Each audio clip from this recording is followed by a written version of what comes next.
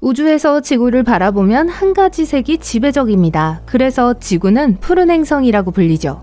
지구의 약 4분의 3은 물로 덮여 있어요. 하지만 문제가 있습니다. 이 물의 96.5%가 바다에 갇혀 있어요. 부모님과 처음 바닷가에 갔을 때를 기억하는 분들, 바닷물을 마시는 건 절대 금물입니다. 그렇다면 바닷물은 왜 짠맛이 나고 마실 수 없을까요? 두 가지 주요 이유가 있습니다. 첫 번째는 땅에서 흘러내리는 물입니다. 빗물은 약산성이에요.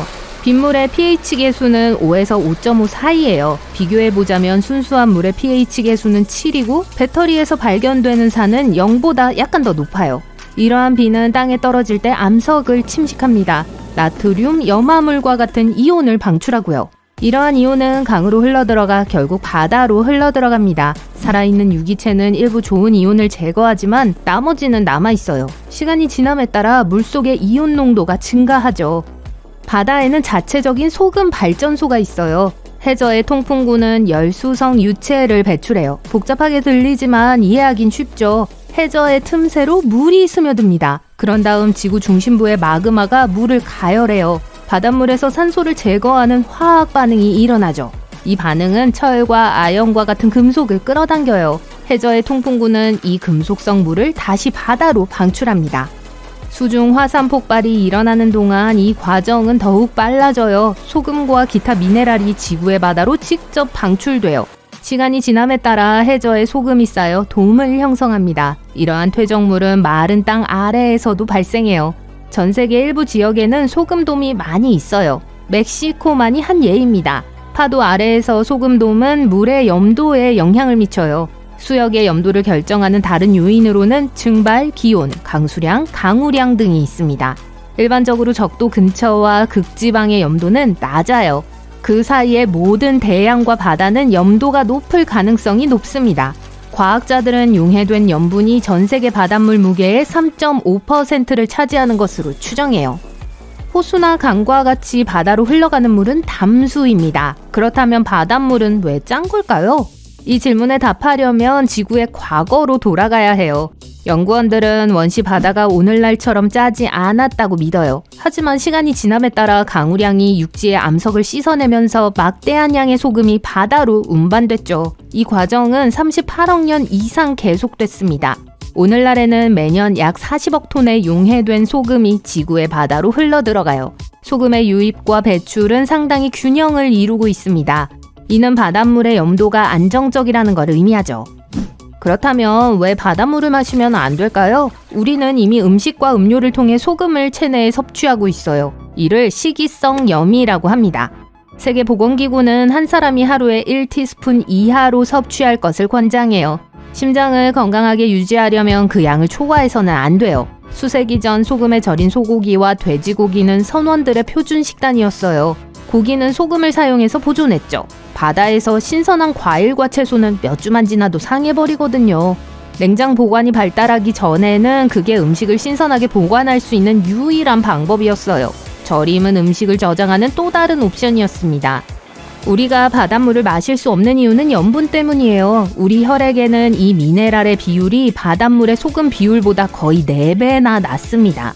우리 몸은 그렇게 많은 양의 물질을 처리할 수 없어요. 식단의 일부로 소금을 섭취할 때 우리는 또한 액체를 마시죠. 프레즈를 먹을 때 근처에 물이나 주스 한 잔이 있을 거예요. 이는 갈증을 해소하고 염분 수치를 조절하는 데 도움이 됩니다. 바다에서 바로 물을 마시면 정반대의 현상이 일어나요. 갈증이 더 심해지죠. 우리 몸은 물과 소금을 모두 흡수해요. 염분은 결국 혈류로 이동합니다. 이 모든 염분을 혈액에서 제거하는 기관은 신장인데요. 신장이 제 역할을 수행하려면 물이 필요해요. 염분 함량이 높을수록 염분을 씻어내는데 더 많은 물이 필요하죠. 이 과정이 여러 번 반복되면 탈수 상태가 됩니다. 이것이 바로 몸에서 수분이 손실되는 과정이에요. 그리고 또 다른 문제가 있어요. 바닷물을 마실 때 섭취하는 수분보다 더 많은 수분을 배출하기 시작해요. 그 차이로 인해 바닷물을 마시기 시작했을 때보다 더 갈증을 느끼게 됩니다. 애초에 좋은 생각이 아니죠. 하지만 고래, 바다표범, 갈매기 등 일부 해양 포유류는 우리가 수돗물을 마시는 것처럼 바다의 물을 마실 수 있습니다. 이러한 포유류의 신장은 매우 효율적이에요. 새는 부리에 염분이 혈류로 들어가는 것을 방지하는 특수 분비샘이 있습니다. 과학자들은 바닷물을 마실 수 있는 유일한 육상동물이 낙타라는 사실을 발견했어요. 그리고 물고기가 바닷물을 마시는지 궁금한 적이 있으시다면 네, 물고기는 바닷물을 마셔요. 아가미와 신장이 과도한 염분을 배출하는 데 도움을 줘요. 사람이 바닷물을 마시려면 먼저 담수화 과정을 거쳐야 합니다. 담수화는 바닷물에서 염분을 제거하는 과정인데요. 제거해야 할 염분의 양이 엄청나게 많아요. 추정치에 따르면 지구의 모든 바다소금을 지구 전체에 펼쳐놓으면 자유의 여신상보다 더 높을 거라고 합니다. 그렇기 때문에 전 세계적인 규모의 담수화는 현실적이지 않아요. 현재 우리가 생산하는 식수의 0.5%도 채 되지 않는 양만이 바닷물에서 나옵니다. 그리고 식수에 대한 수요는 계속 증가할 거예요. 현재의 소비 속도로 보면 담수에 대한 수요는 20년마다 2배로 증가합니다. 담수화의 가장 큰 문제는 에너지 비용이에요. 다른 물 생산 방식보다 10배나 많은 에너지가 필요해요. 그리고 탄소 발자국도 엄청나요. 대규모 담수화 플랜트에는 자체 발전소가 필요한 경우가 많은데 모두 담수화 공정에 사용되는 기술 때문입니다. 소금은 물에 쉽게 용해돼요. 그리고 물과 강력한 화학 결합을 형성해서 잘 깨지지 않죠. 그래서 담수화 시설은 대부분 역삼투압을 사용합니다. 대형 펌프가 바닷물에 압력을 가해 필터를 통과시킵니다. 필터의 막은 매우 미세해서 각 기공이 머리카락의 몇 분의 1 크기예요. 필터는 물 분자가 통과할 수 있도록 해요. 더 큰 염분 분자는 막에 갇혀 있고요. 담수화를 통해 담수가 약 1리터 생성될 때마다 염도가 2배인 동일한 양의 물이 생깁니다. 이상적인 수질 정화 방법은 아니죠. 인간이 바닷물을 마실 수 있다는 생각은 새로운 것이 아니에요.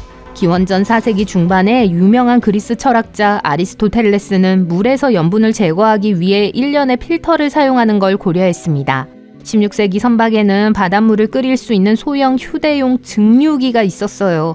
하지만 바닷물을 고온에 노출한다고 해서 마실 수 있는 건 아니었기 때문에 이는 임시 방편에 불과했죠. 이러한 열 처리는 물을 살균할 뿐이에요. 증발하는 수증기를 잡고 식을 때까지 기다려야 안전하게 마실 수 있습니다. 복잡하고 시간이 많이 걸리는 방법이기 때문에 노력할 가치가 없을 수도 있어요. 지구의 바다에서 소금을 모두 제거했다고 잠시 상상해 봅시다. 우리는 무한한 식수를 공급받을 수 있을 거예요. 하지만 그 대가는 무엇일까요? 바닷물에 적응한 수백만 종의 동물과 식물이 있습니다. 여기에는 모든 해양 생물의 기초가 되는 플랑크톤도 포함돼요. 이들이 새로운 환경에 적응할 시간이 충분하지 않을 거예요. 모든 물고기가 민물과 바닷물 모두에서 번성하는 연어 같은 건 아니니까요.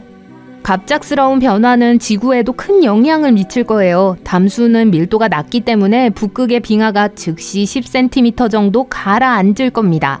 이는 지구 역사상 가장 큰 해일을 유발할 거예요.